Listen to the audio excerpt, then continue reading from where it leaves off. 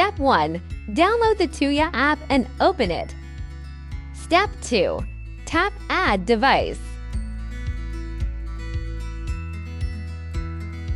Step 3. Select Small Home Appliances. Step 4. Choose Curtain Wi-Fi. Step 5. Find your Wi-Fi network.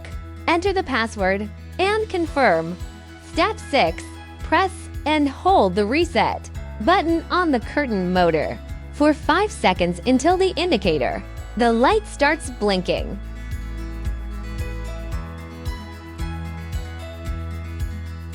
Step 7. Use open, close, pause to test the curtain and make sure it operates properly.